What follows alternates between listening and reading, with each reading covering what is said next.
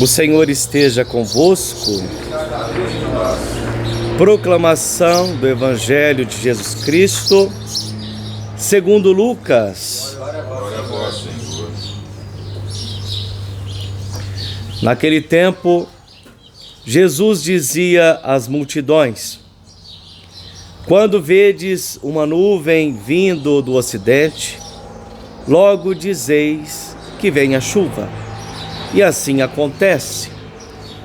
Quando sentis soprar o vento do sul, logo dizeis que vai fazer calor. E assim acontece. Hipócritas, vós sabeis interpretar o aspecto da terra e do céu. Como é que não sabeis interpretar o tempo presente?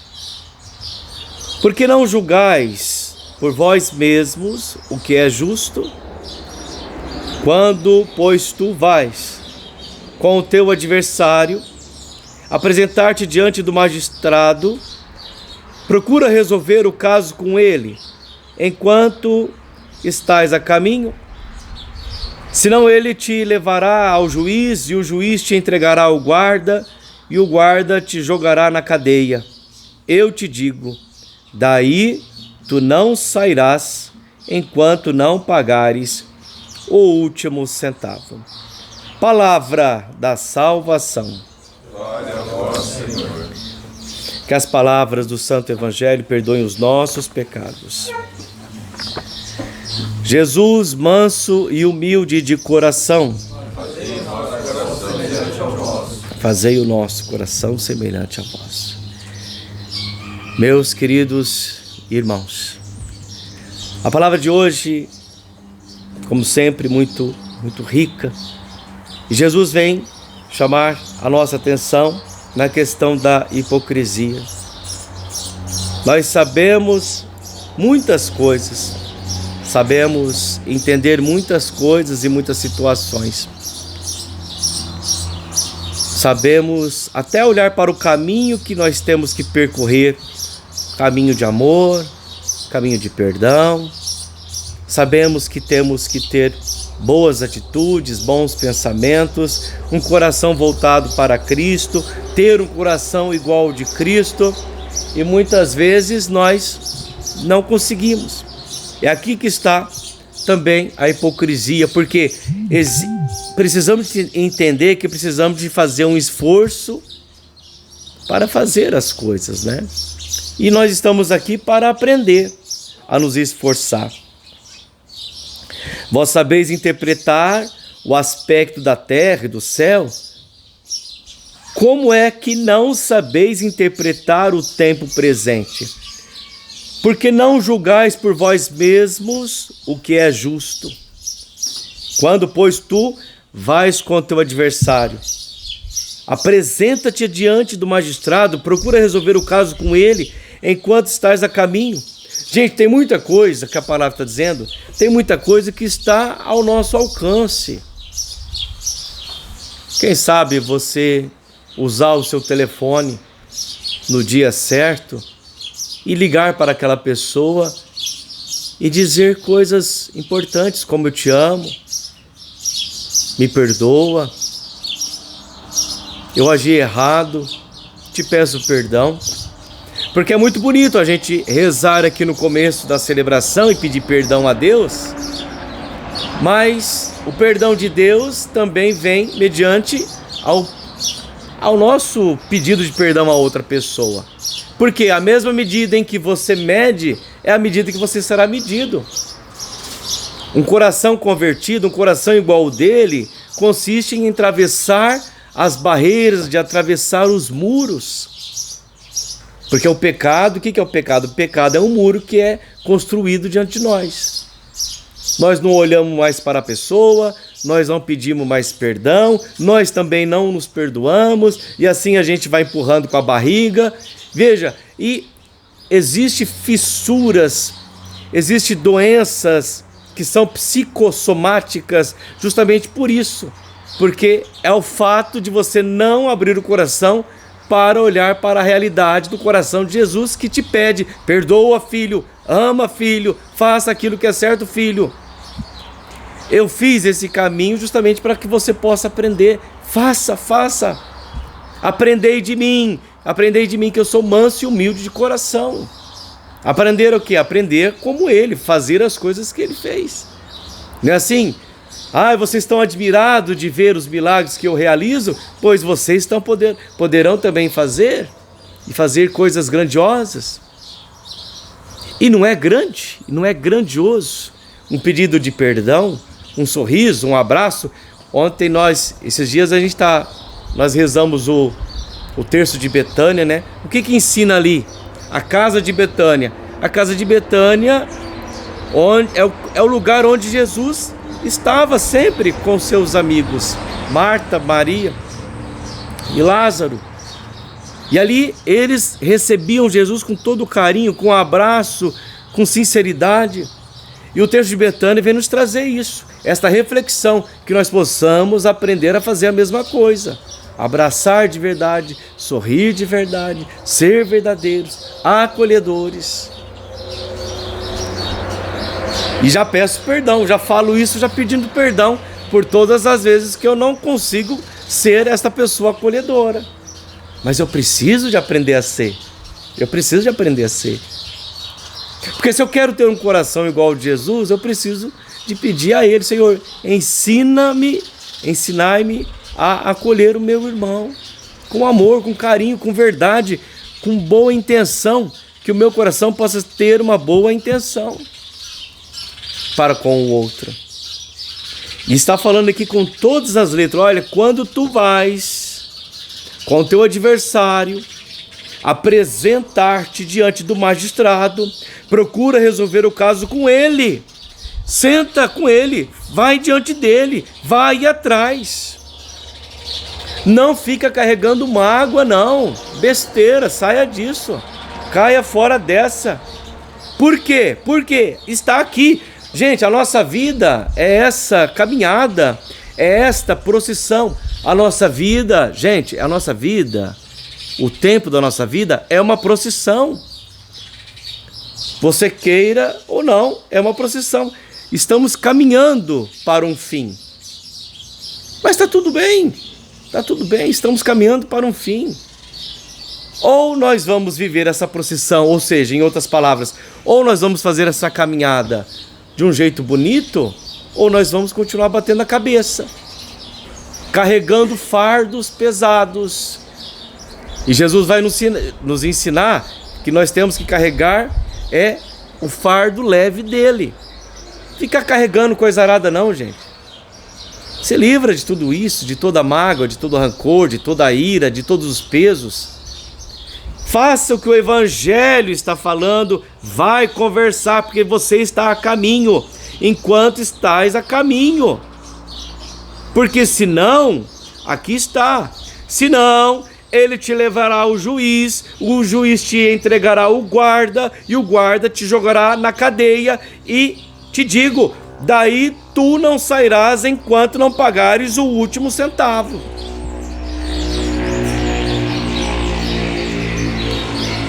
Eu te digo, presta atenção bem, eu não sei se você compreendeu, presta bem atenção, porque esse texto também refere-se ao purgatório. Por quê?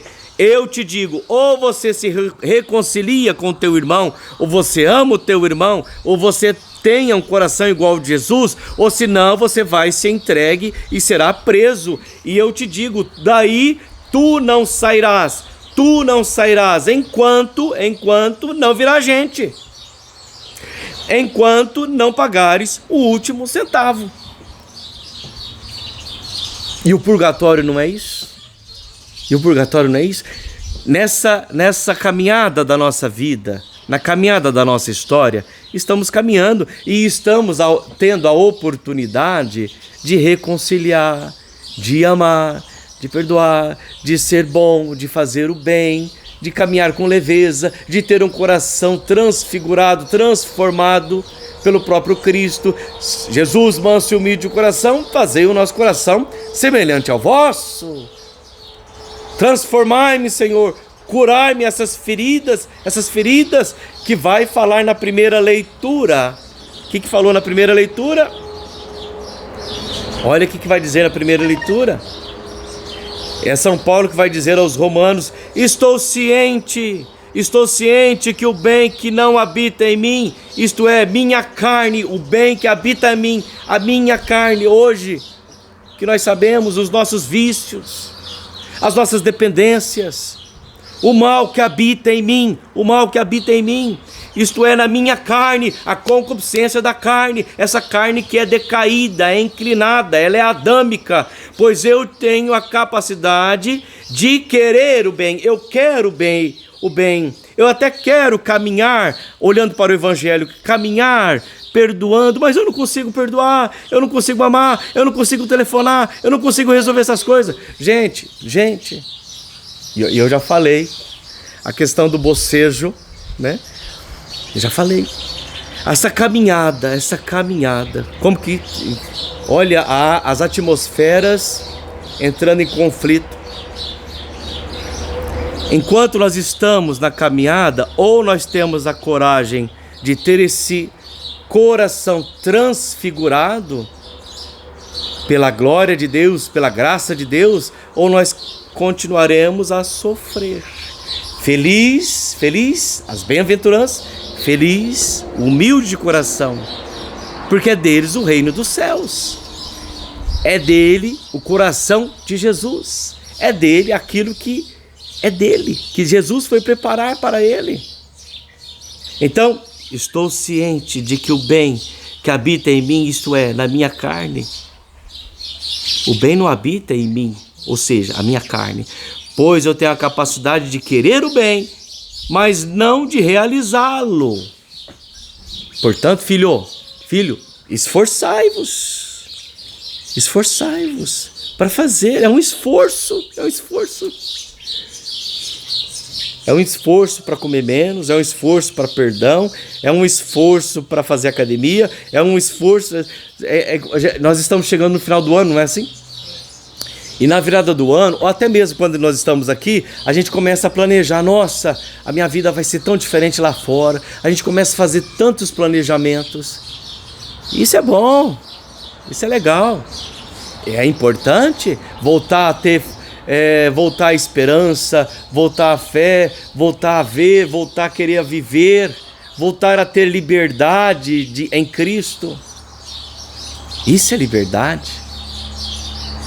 Isso não é libertinagem. Libertinagem é pecado, mas a liberdade é ter o coração igual ao de Jesus. Agora, com efeito, São Paulo vai dizer, com efeito, eu não faço o bem que eu quero, mas eu faço o mal que eu não quero. Ele está dizendo, gente, ora, se faço aquilo que não quero, então já não sou eu que estou agindo, mas o pecado que habita em mim. As minhas inclinações, os meus pecados, até a parte adâmica, a parte também satânica. E nem sempre é satânica, viu, gente? Nem sempre é. Muitas vezes mesmo não é o demônio, não é o Satanás. Tem vezes que sim, tem vezes que não. Mas é a sua carne decaída, é a concupiscência da carne. Somos nós mesmos os culpados. É este veneno que está em nós, que age assim. São Paulo está nos ensinando algo que nós sabemos que são as dopaminas, as coisas que estão ligadas ao nosso cérebro, aos nossos vícios. Portanto, descubro em mim esta lei, quando quero fazer o bem, é o mal que se me apresenta. Como homem interior, ponho toda a minha satisfação, olha que lindo que São Paulo vai nos ensinar. Como homem interior, quando você busca na alma o entendimento,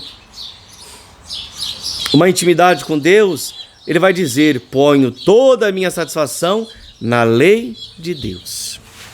Na lei de Deus.